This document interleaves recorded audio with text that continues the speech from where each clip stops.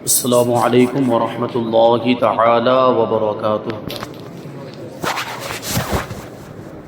نحمده ونصلي ونسلم على رسوله الكريم، اما بعد فاعوذ باللہ من الشیطان الرجیم، بسم اللہ الرحمن الرحیم۔ ان اللہ وملائکته یصلون علی النبی یا ایہا الذین آمنوا صلوا علیہ وسلموا تسلیما۔ اللہم صل علی سیدنا ومولانا محمد معدن الجود والکرم وآلہ الکرام وابنہ الکریم وبارک وسلم صلاۃ وسلاما علیک یا رسول اللہ صلی اللہ تعالی علیہ وسلم۔ سورہ بقرہ آیت نمبر 85 اور 86 کی تفسیر ہے۔ اللہ تبارک و تعالی ارشاد فرماتا ہے: ثم انتم هؤلاء تقتلون انفسكم وتخرجون فريقا منكم من ديارهم تظاهرون عليهم بالاثم والعدوان وان ياتوكم اسارى تفادوهم وهو محرم عليكم اخراجهم افتؤمنون ببعض الكتاب وتكفرون ببعض فما جزاء من يفعل ذلك منكم إلا خزي في الحياة الدنيا ويوم القيامة يردون إلى أشد العذاب وما الله بغافل عما تعملون أولئك الذين اشتروا الحياة الدنيا بالآخرة فلا يخفف عنهم العذاب ولا هم ينصرون۔ ترجمہ ہے: پھر یہ تم ہی ہو جو اپنے لوگوں کو قتل بھی کرنے لگے اور اپنے میں سے ایک گروہ کو ان کے وطن سے بھی نکالنے لگے، تم ان کے خلاف گناہ اور زیادتی کے کاموں میں مدد بھی کرتے ہو، اور اگر وہی قیدی ہو کر تمہارے پاس آئیں تو تم معاوضہ دے کر انہیں چھڑا دیتے ہو، حالانکہ تمہارے اوپر تو ان کا نکالنا ہی حرام ہے۔ تو کیا تم اللہ کے بعض احکامات کو مانتے ہو اور بعض سے انکار کرتے ہو؟ تو جو تم میں سے ایسا کرے اس کا بدلہ دنیاوی زندگی میں ذلت و رسوائی کے سوا اور کیا ہے، اور قیامت کے دن انہیں شدید ترین عذاب کی طرف لوٹایا جائے گا، اور اللہ تمہارے اعمال سے بے خبر نہیں۔ یہی وہ لوگ ہیں جنہوں نے آخرت کے بدلے دنیا کی زندگی خرید لی، تو ان سے نہ تو عذاب ہلکا کیا جائے گا اور نہ ہی ان کی مدد کی جائے گی۔ ان دو آیتوں میں یہودیوں کا طرز عمل بیان کیا جا رہا ہے۔ وہ کون سے یہودی؟ حضور پاک صلی اللہ علیہ وسلم کے زمانے کے یہودی، مدینہ منورہ کے اطراف میں رہنے والے یہودیوں کے دو قبیلے تھے جن کا نام تھا بنو قریظہ اور بنو نذیر۔ انہی کا طرز عمل اور انہی کا طریقہ کار اس آیت کریمہ میں، ان دو آیتوں میں بیان کیا جا رہا ہے۔ وہ لوگ کیا کرتے تھے اس کو یہاں پہ بیان کرتے ہیں۔ تفسیر میں فرماتے ہیں کہ اس آیت میں حضور پر نور صلی اللہ علیہ وسلم کے مقدس زمانے میں موجود یہودیوں کے عجیب و غریب طرز عمل کا بیان ہے۔ اس کا پس منظر اور اس کا بیک گراؤنڈ یہ ہے کہ توریت میں بنی اسرائیل کو 3 حکم دیے گئے تھے۔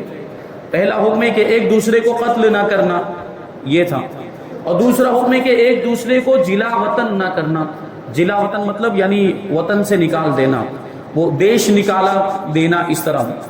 اور تیسرا یہ تھا کہ اگر وہ اپنی قوم سے کسی مرد یا عورت کو اس حال میں پائیں کہ اسے غلام یا لونڈی بنا لیا گیا ہے تو اسے خرید کر آزاد کر دیں۔ یہ 3 حکم ہوئے، یعنی آپس میں ایک دوسرے کو قتل نہ کرنا اور ایک دوسرے کو جلا وطن نہ کرنا، اور ان میں سے کسی کو اگر غلام بنا لیا جائے، لونڈی بنا لیا جائے تو اس کو کوشش کر کے مالی معاوضہ دے کر آزاد کرانا۔ یہ توریت میں 3 حکم بنی اسرائیل کو دیے گئے تھے۔ نسل در نسل یہ عہد چلتا ہوا یہاں تک کہ مدینہ منورہ کے گرد و نواح میں آباد یہودیوں کے 2 قبیلے بنو قریظہ اور بنو نذیر میں منتقل ہوا، یعنی ان لوگوں تک بھی یہ عہد پہنچا۔ اس وقت مدینہ شریف میں مشرکوں کے 2 قبیلے اوس اور خزرج رہتے تھے۔ بنی قریظہ اوس قبیلے کے حلیف تھے اور بنی نذیر خزرج قبیلے کے حلیف تھے۔ حلیف کا مطلب میں اس سے پہلے بیان کر چکا ہوں۔ حلیف مطلب ان دونوں کا آپس میں معاہدہ۔ یہودیوں کے ایک قبیلے بنو قریظہ کا مشرکین کے قبیلے یہ اوس کے ساتھ معاہدہ تھا، آپس میں ایگریمنٹ ہوا تھا کہ جنگ اور صلح کے موقع پر ایک دوسرے کی مدد کریں گے۔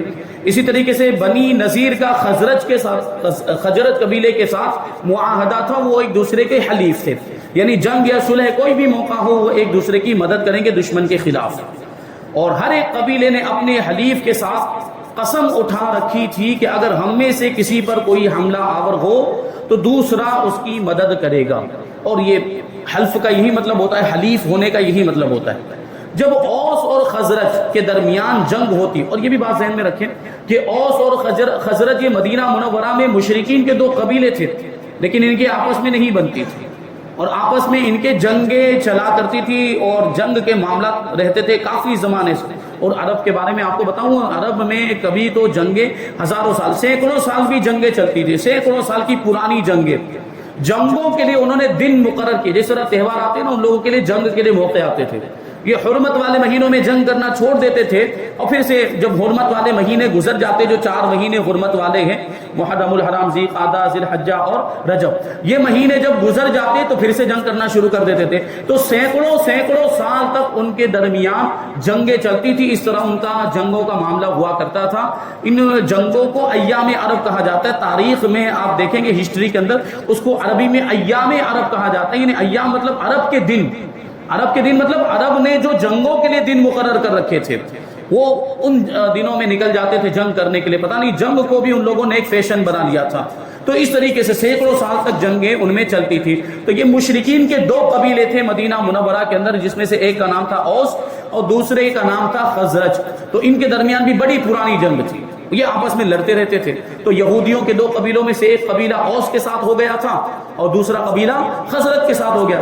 ظاہر سی بات ہے کہ اوس اور خزرج جب ایک دوسرے کے مقابلے میں آئیں گے تو پھر یہودیوں کے دونوں قبیلے بھی تو ایک دوسرے کے مقابلے میں آ جائیں گے. بنو قریظہ اور بنو نذیر، یہ نام آپ ذہن میں رکھیں گے تو بات پورے طور پر سمجھ آتی رہے گی. مشرکین کے 2 قبیلوں کا نام ہے اوس اور خزرج، اور یہودیوں کے 2 قبیلوں کا نام کیا ہے؟ بنو قریظہ اور بنو نذیر. تو بنو قریظہ یہ اوس کے حلیف تھے اور بنو نذیر یہ خزرج کے حلیف تھے. تو جب جنگ ہوتی تھی اوس اور خزرج میں تو اوس قبیلے کے لوگ بنو قریظہ کو بلاتے کہ بھائی چلو ہماری جنگ چالو ہو رہی ہے تو تم ہماری مدد کے لیے آؤ. اور یہ خزرج کے لوگ کس کو بلاتے تھے؟ بنو نذیر کو. یہودیوں کا قبیلہ وہ بنو نذیر کو بلاتے تھے. اب آپس میں جنگ ہوئی تو اب یہ اوس اور خزرج تو چلو دشمن سے بات سمجھ میں آتی ہے اور یہ دشمن آپس میں لڑ رہے ہیں، لیکن بنو قریظہ اور بنو نذیر تو یہودی ہونے کے اعتبار سے ایک ہی تھے اور ان میں آپس میں کوئی لڑائی نہیں تھی. لیکن اس کے باوجود یہ اپنے حلیف کا ساتھ دینے کے چکر میں ایک دوسرے کے مقابلے میں آ جاتے تھے. یعنی بنو قریظہ بنو نذیر کے مقابلے میں اور بنو نذیر بنو قریظہ کے مقابلے میں، اور یہاں تک ایک دوسرے کو قتل بھی کرتے تھے. اس جنگ کے موقع پر اوس اور خزرج کا ساتھ دینے کے چکر میں وہ اپنے ہی لوگوں کو، اپنے ہی وہ قوم سے تعلق رکھنے والے یعنی یہودیوں کو ہی قتل کر دیتے تھے. یہ یہاں تک ان کی بات تھی اور ان کا معاملہ تھا. تو اسی کو یہاں پر بیان کیا جا رہا ہے. جب اوس اور خزرج کے درمیان جنگ ہوتی تو بنو قریظہ اوس کی اور بنو نذیر خزرج کی مدد کے لیے آتے تھے اور اپنے حلیف کے ساتھ ہو کر آپس میں ایک دوسرے پر تلوار چلاتے. یعنی یہودی ہی آپس میں ایک دوسرے پر تلوار چلاتے اور بنو قریظہ بنی نذیر کو اور بنو قریظہ کو قتل کرتے. یعنی دونوں ایک دوسرے کو قتل کرتے، ان کے گھر ویران کر دیتے اور انہیں ان کی رہائش گاہوں سے نکال دیتے، یعنی ان کے گھروں سے ان کو نکال دیتے. لیکن جب ان کی قوم کے لوگوں کو ان کے حلیف قید کر لیتے تو کبھی تو ایسا ہوتا کہ جنگ میں قتل ہو جاتا، لیکن کبھی ایسا ہوتا کہ جنگ میں کچھ سپاہیوں کو قیدی بنا لیا جاتا ہے. یہ پرانے زمانے میں یہ ایک اصول چلتا تھا کہ جو قیدی بنا لیے گئے وہ قتل نہیں کیے گئے، ان کو پکڑ لیا گیا تو ان کو بعد میں غلام بنا لیا جاتا تھا، یا ان کو اگر وہ خواتین ہو تو ان کو لونڈی بنا لیا جاتا تھا، باندیا بنا لیا جاتا تھا. تو اگر بنو قریظہ یا بنو نذیر میں سے کوئی بھی فرد قیدی بنا لیا جاتا تو وہ ان کو مال دے کر چھڑا لیتے تھے. یعنی سوچنے جیسی بات ہے کہ ابھی تک تو ایک دوسرے کا مقابلہ کر رہے تھے، ایک دوسرے کو قتل کرنے کے در پہ تھے، ایک دوسرے کو قتل کرنے کے لیے آمادہ ہو گئے تھے. لیکن جب انہی میں سے کوئی، اب اگرچہ وہ بنو قریظہ میں سے ہو یا بنو نذیر میں سے ہو، جب قیدی بنا لیا جاتا تو اس کو مال دے کر چھڑاتے تھے، اس کو آزاد کرواتے تھے.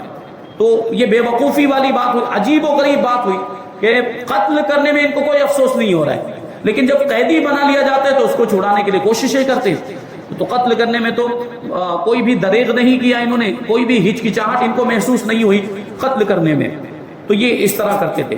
مثلا اگر بنی نذیر کا کوئی شخص اوس قبیلے کے ہاتھ میں گرفتار ہوتا تو بنو قریظہ اوس قبیلے کو مالی معاوضہ دے کر اس کو چھڑا لیتے.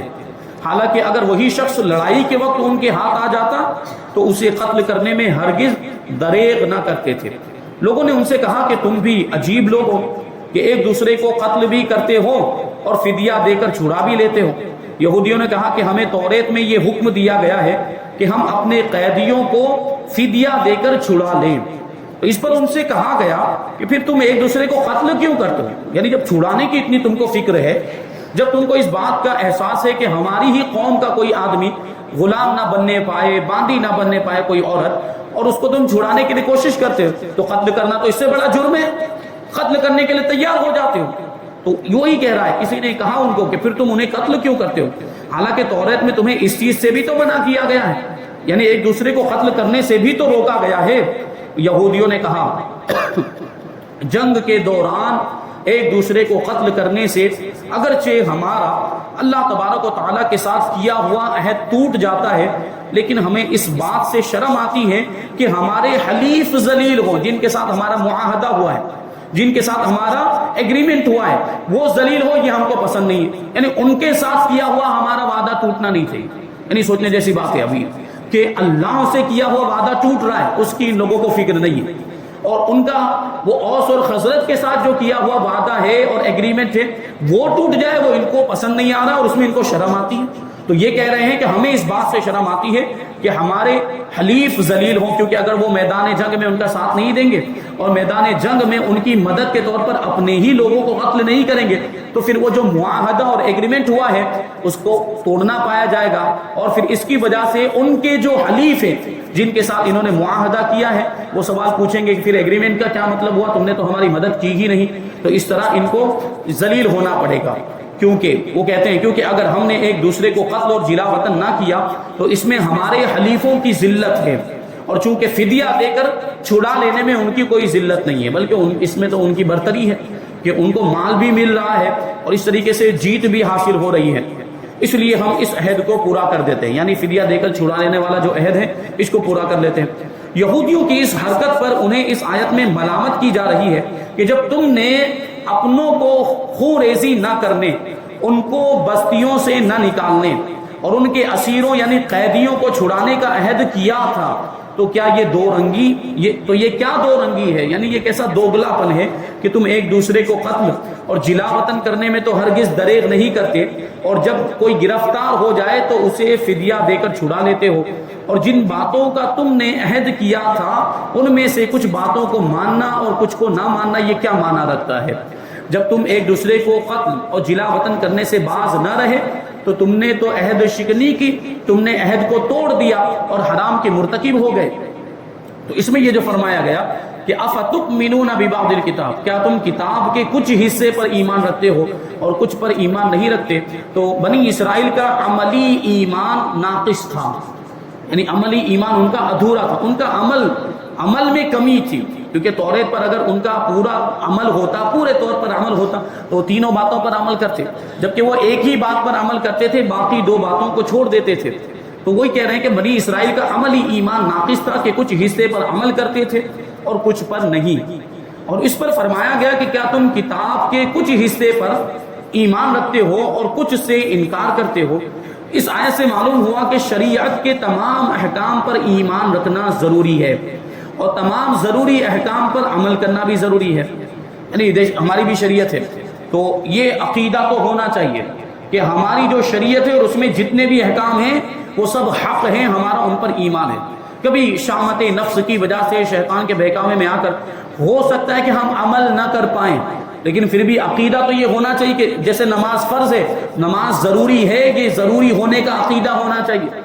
نماز پڑھنا فرض ہے، یہ عقیدہ ضرور ہونا چاہیے۔ نماز نہ پڑھنے کی وجہ سے گنہگار ہوئے، نماز نہ پڑھنے کی وجہ سے حرام کے مرتکب ہوئے، لیکن شریعت کے احکام کو ماننا یہ ہمارے لیے ضروری تھا۔ تو یہ یہودیوں کی طرح نہیں ہونا چاہیے، کوئی شخص کسی وقت بھی شریعت کی پابندی سے آزاد نہیں ہو سکتا، اور خود کو طریقت کا نام لے کر یا کسی بھی طریقے سے شریعت سے آزاد کہنے والا کافر ہے۔ وہ بہت سے لوگ ایسے آ گئے نا ابھی مارکیٹ میں کہ ہم تو طریقت والے، ہمارا شریعت سے کوئی لینا دینا نہیں ہے، ہم تو شریعت سے آزاد ہیں، یا کسی اور انداز میں کہ ہم شریعت کو نہیں مانتے۔ اگر یہ بات بولی ہے اور شریعت کا انکار کر دیا، شریعت کا مطلقاً انکار کرنا کفر ہے، شریعت سے اپنے آپ کو آزاد سمجھنے والا کافر ہو جاتا ہے، کیونکہ شریعت نام ہے قرآن اور حدیث سے ثابت ہونے والے احکام اور مسائل کا، قرآن اور حدیث سے نکلنے والے مسائل کا۔ تو شریعت کا انکار قرآن اور حدیث کا انکار ہوا، اور جو قرآن اور حدیث کا انکار کرے وہ کیا ہو جاتا ہے؟ وہ کافر ہو جاتا ہے۔ تو جو لوگ طریقت کی آڑ میں شریعت کا انکار کرتے ان کو اس سے سبق حاصل کرنا چاہیے۔ اس کی تفصیل جاننے کے لیے فتاوی رضویہ کی 21ویں جلد میں موجود اعلیٰ حضرت رحمۃ اللہ تعالی علیہ کی کتاب مقال العرفاء باعزاز شرعی و علماء یہ مطالعہ کیا جا سکتا ہے۔ یاد رہے کہ عظمت توحید کو ماننا لیکن عظمت رسالت سے انکار کرنا بھی اسی زمرے میں آتا ہے کہ کیا تم کتاب کے کچھ حصے کو مانتے ہو اور کچھ حصے کا انکار کرتے ہو؟ یعنی اگر کوئی اللہ کو ایک تو مانتا ہے لیکن حضور کی رسالت کو نہیں مانتا، یا معاذ اللہ حضور کی شان میں گستاخیاں کرتا ہے، تو وہ بھی مومن نہیں، وہ بھی پورے طور پر کتاب اللہ کو ماننے والا نہیں ہے۔ کہ کتاب اللہ میں توحید کا حکم ہے تو ساتھ میں رسالت کو ماننے کا بھی حکم ہے، اللہ کو ایک ماننے کا حکم ہے تو رسول اللہ کو رسول ماننے کا بھی حکم ہے۔ تو اگر اللہ کو ایک مان لیا لیکن رسول اللہ کو رسول نہیں مان رہا ہے یا حضور کی شان میں گستاخی کر رہا ہے تو وہ بھی مومن نہیں ہے۔ دنیا کی زندگی میں ایسے لوگوں کے لیے رسوائی ہے۔ بنی اسرائیل کی دنیا میں تو یہ رسوائی ہوئی کہ بنو قریظہ 3 ہجری میں مارے گئے، قتل کر دیے گئے، جنگ ہوئی تھی ان کے ساتھ، اور بنی نذیر اس سے پہلے ہی جلا وطن کر دیے گئے، ان کو وہاں سے نکال دیا گیا۔ اور اس کے بعد جب مکہ مکرمہ فتح ہو گیا تو حضور پاک صلی اللہ علیہ وسلم نے ارشاد فرما دیا کہ جزیرۃ العرب سے مشرکین کو نکال دیا جائے۔ تو مشرکین کا وہاں سے خاتمہ ہو گیا اور مشرکین کا داخلہ ممنوع ہو گیا جزیرۃ العرب میں۔ اب عرب کے اندر نہیں داخل ہو سکتے، یہ حضور پاک صلی اللہ علیہ وسلم کا فرمان، اور خاص طور پر حرم شریف میں مکہ مکرمہ اور مدینہ منورہ میں ان کا داخلہ ممنوع ہے۔ لیکن آج آپ دیکھ رہے ہیں کہ دھیرے دھیرے ابھی اس طرح جو نجدیوں کے معاملات، یہ ان کے عقیدے کی خرابی ان کو کہاں تک لے کر گئی۔ ابو ظہبی میں اور دبئی وغیرہ میں مندر بن چکے ہیں اور وہاں مشرکین آنے لگے۔ اب دھیرے دھیرے مکہ مکرمہ میں بھی مشرکین کا داخلہ ہونے لگ گیا، انگریز لوگ بھی آتے ہیں اب دھیرے دھیرے، پہلے منع تھا تو وہ عیسائی لوگ بھی اب آنے لگے ہیں اور یہودی بھی آنے لگے، اور وہاں بیٹھ کر مکہ ٹاور کے اندر شراب نوشی ہوتی ہے۔ مکہ ٹاور کے اندر یہ نجدیوں نے اس طرح وہاں کی حرمت کو پامال کیا، حرم کی حرمت کو اس طریقے سے پامال کیا ہے، اور جو منع فرمایا گیا تھا حدیث کے اندر کہ مشرکین کا داخلہ ممنوع، یہ مشرکین کو لے کر آ رہا ہے۔ وہاں مندر تعمیر ہو رہے ہیں معاذ اللہ۔ ابھی آپ نے سنا ہوگا کچھ دن پہلے کہ وہ تھیٹر بھی قائم ہو گیا، وہ تھیٹر، یہ بے حیائی کے اڈے بھی قائم کیے جا رہے ہیں وہاں پر۔ دھیرے دھیرے اس طرح وہاں پر گناہوں کو بھی رواج دیا جا رہا ہے۔ یہ سب یہودیوں کی سازشوں کو یہ لوگ کامیاب بنا رہے ہیں۔ یہ سعودی یہودی بھائی بھائی ہیں، کیونکہ یہ اسرائیل کو جگہ دینے والے بھی یہ سعودی ہے۔ وہ تو دنیا میں بھٹکتے تھے، وہ ہٹلر نے جب ان کا قتل عام کیا تھا تو دنیا میں ادھر ادھر بھاگتے پھرتے تھے، کوئی ان کا یار و مددگار نہیں تھا، اور دنیا میں کوئی ان کا پرسان حال نہیں تھا۔ اس وقت ان کو وہ جو ملک بنانے کے لیے جو جگہ دی تھی نا، اسرائیل بنانے کے لیے، یہ سعودی نے جگہ دی، یہ سعود نے ہی جگہ دی تھی۔ اور اب دیکھیں آپ وہ کیا کر رہے ہیں، وہ لوگ دھیرے دھیرے اپنے پاؤں پھیلا رہے ہیں۔ اور معاذ اللہ ان لوگوں نے ہمارے بیت المقدس، جو فلسطین، جو بیت المقدس جس جگہ پر ہے فلسطین پر ان لوگوں نے قبضہ کر لیا، بیت المقدس پر قبضہ جمانے کی کوششوں میں ہے وہ۔ اور ابھی دیکھیں آئے دن وہ لوگ حملہ کرتے رہتے نمازیوں پر نماز کے دوران، اور اس طریقے سے مسلمانوں پر ظلم و ستم وہ لوگ کرتے رہتے ہیں۔ تو یہ کیسے ہوا؟ اگر وہ سعودی یعنی یہ نجدیوں نے ان کو جگہ نہ دی ہوتی وہاں پر وہ اپنا وطن بنانے کے لیے یا اپنا ملک بنانے کے لیے، تو یہ سب ہوتا؟ کیا پتا چلا کہ ان دونوں کی آپس میں ساتھ گانٹھ ہے، یا آپس میں ایک دوسرے کے بھائی بھائی۔ تو یہ لوگ وہی کام کر رہے ہیں جو یہودیوں کا کام، اسلام کو نقصان پہنچانا یہ لوگ کر رہے ہیں، یہ نجدی۔ تو ہمارے وہ بھائی جو جن لوگوں نہیں بہت ہمدردی ہوتی ہے اور بہت اس طرح کے معاملات، نجدی یہ تو مسلمان تو ہے معاذ اللہ، اس طرح کی باتیں کہتے ہوئے نظر آتے، اور حرم میں ان لوگوں کی حکومت ہے، تو اس کا یہ مطلب تھوڑی کہ وہ غلط ہوں گے، ورنہ اللہ تبارک و تعالیٰ ان کو رہنے ہی نہیں دیتا۔ یہ بات آتی ہے نماز پڑھنے کے بارے میں، جب ہم مسئلہ بتاتے ہیں کہ نجدیوں کے پیچھے نماز نہیں پڑھنی چاہیے، حرم میں جا کر ان کے امام کے پیچھے نماز نہیں پڑھنی چاہیے، تو کہتے ہیں وہاں اتنی مقدس جگہ پر آئے ہیں اور مسجد نبوی میں نماز نہ پڑھے تو مسجد نبوی میں نماز پڑھنے کا ثواب نہیں ملے گا، مسجد حرام میں نماز پڑھنے کا ثواب نہیں ملے گا۔ تو ایسا نہیں ہے، آپ بعد میں جا کر نماز پڑھ سکتے ہیں، مسجد نبوی میں آپ جماعت بھی کر سکتے ہیں، بعد میں جا کر جب ان کی نماز ہو چکی ہو، ان کی جماعت ہو چکی ہو، آپ خود اپنا امام لے کر جائیں، جماعت کریں، کوئی روکنے والا نہیں ہوتا ہے۔ تو آپ کو نماز پڑھنے کا ثواب مل رہا ہے، آپ کو جماعت کا بھی ثواب مل رہا ہے، وہ بھی سنی امام کے پیچھے نماز پڑھنے کا ثواب مل رہا ہے۔ وہ نجدی کے پیچھے نماز پڑھیں گے تو اس کا تو عقیدہ خراب ہے، وہ تو حضور کو وسیلہ بنانے کا انکار کرتے ہیں، صاف ان کی کتابوں میں لکھا ہوا ہے۔ اور ان کے گرو گھنٹا محمد ابن عبد الوہاب نے معاذ اللہ گنبد خضرا کو صنم اکبر کہا تھا، صنم اکبر یعنی سب سے بڑا بت، معاذ اللہ، سب سے بڑی مورتی اس نے کہا تھا، کیا ایسے کے پیچھے آپ نماز پڑھیں گے؟ ان لوگوں نے آج تک اس بات کا انکار کیا ہے ابن عبد الوہاب کی اس بات کا کہ ہم اس کا انکار کرتے ہیں، ہم اس کا رد کرتے ہیں، ہم اس کو نہیں مانتے، ہمارا یہ عقیدہ نہیں ہے۔ نجدیوں کا وہی عقیدہ، وسیلے کا انکار کرتے ہیں، اور یہ وہابیوں کے جو عقیدے وہیں سے تو آئے ہیں۔ تو وہ نجدیوں کے پیچھے جا کے ہمارے کچھ بھائی نماز پڑھ لیتے کہ یار یہاں پر آئے لاؤ نماز پڑھ لیتے ہیں، یا اتنی مبارک جگہ، مقدس جگہ، اور جب ان کو بتایا جاتا ہے کہ یہ نجدیوں کے پیچھے نماز نہیں پڑھنی چاہیے تو کیا کہتے ہیں کہ یہاں اگر یہ لوگ حق پر نہیں ہوتے تو یہاں ان کی حکومت کیسے آتی؟ تو میں آپ کو بتاؤں، یہ آزمائش ہوتی ہے۔ آپ بتائیے حضور پاک صلی اللہ علیہ وسلم کے اعلان نبوت فرمانے سے پہلے خانہ کعبہ کے اندر کتنے بت تھے؟ 360 بت تھے کہ نہیں تھے؟ 360 بت کس کی حکومت تھی؟ مشرکین کی حکومت تھی کہ نہیں؟ مشرکین کا قبضہ تھا کہ نہیں خانہ کعبہ پر؟ اور کب سے تھا؟ سینکڑوں سالوں سے تھا، ہزاروں سالوں سے مشرکین کا قبضہ۔ تو اس کا کیا مطلب مشرکین حق پر تھے؟ خانہ کعبہ پر ان کا اختیار تھا اور خانہ کعبہ پر ان کی حکومت تھی۔ 360 بت انہوں نے اس میں ڈال کے رکھے ہوئے تھے، تو کیا مشرکین حق پر تھے؟ وہ کفار حق پر تھے؟ تو وہاں پر حکومت ہونا یہ حق پر ہونے کی علامت نہیں ہے، وہاں پر کسی کا اختیار چلنا یہ کسی کے صحیح ہونے کی علامت نہیں ہے، یہ بات ذہن میں رکھیں آپ۔ تو نجدیوں کے پیچھے آپ نماز ہرگز نہ پڑھیں۔ بہرحال یہ ان لوگوں کی سب کارستانیاں ہیں اور یہ سب یہودیوں کا کام کر رہے ہیں۔ تو بنو نذیر کا بھی یہ انجام ہوا کہ ان کو نکال دیا گیا۔ تو اس سے معلوم ہوا کہ کسی کی طرفداری میں دین کی مخالفت کرنا یہ اخروی عذاب کے علاوہ دنیا میں بھی ذلت اور رسوائی کا باعث ہوتا ہے۔ یعنی کسی کو منانے کے لیے، کسی کو خوش کرنے کے لیے دین کی مخالفت کرنا، کسی کو خوش کرنے کے لیے دین کے خلاف چلے جانا، تو ایسا آدمی آخرت میں تو رسوا ہونے ہی والا ہے، وہ دنیا میں بھی رسوا ہوتا ہے، وہ دنیا میں بھی اس کا انجام بھگتتا ہے، اس کی سزا اس کو بھگتنی پڑتی ہے۔ دنیا کے بڑے بڑے معاملات کو اس آیت کے تحت دیکھا جا سکتا ہے۔ نیز یہ بھی معلوم ہوا کہ کبھی گناہوں کی شامت سے دنیاوی آفتیں بھی آ جاتی ہیں، گناہوں کی وجہ سے دنیاوی مصیبتیں آتی ہیں۔ اور آگے فرمایا گیا وَمَا اللَّهُ بِغَافِلٍ عَمَّا تَعْمَلُونَ، جو کچھ تم کرتے ہو اللہ تبارک و تعالیٰ اس سے غافل نہیں، اللہ اس سے بے خبر نہیں۔ تو اس طرح کی آیتیں جن میں یہ مفہوم ہے کہ اللہ تبارک و تعالیٰ تمہارے اعمال سے غافل نہیں، ان میں نافرمانوں کے لیے شدید وعید ہوتی ہے، گنہگاروں کے لیے شدید وعید ہوتی ہے کہ اللہ تمہیں دیکھ رہا ہے۔ یعنی گنہگار کو یہ سوچنا چاہیے معاذ اللہ جب بھی گناہ کا خیال آئے تو اسے کیا تصور لانا چاہیے کہ میرا رب مجھے دیکھ رہا ہے۔ جب یہ تصور آئے گا تو گناہ سے رک جائے گا۔ نافرمانوں کے لیے اس میں شدید وعید ہوتی ہے کہ اللہ تعالیٰ تمہارے افعال، تمہارے کاموں سے بے خبر نہیں ہے، تمہاری نافرمانیوں پر شدید عذاب دے گا۔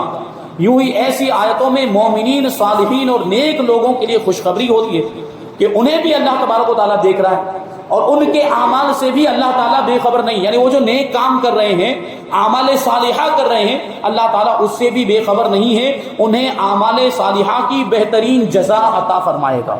تو دونوں کے لیے، یعنی نافرمانوں کے لیے اگر اس میں وعید ہے تو فرما برداروں کے لیے اس میں خوشخبری ہے کہ اللہ تبارک و تعالیٰ نافرمانوں کے اعمال سے بھی بے خبر نہیں اور فرما برداروں کے اعمال سے بھی بے خبر نہیں، دونوں کو ان کے اعمال کے مطابق جزا اور بدلہ ملنے والا ہے۔ بروں کو برا بدلہ ملے گا اور اچھوں کو اچھا بدلہ ملے گا۔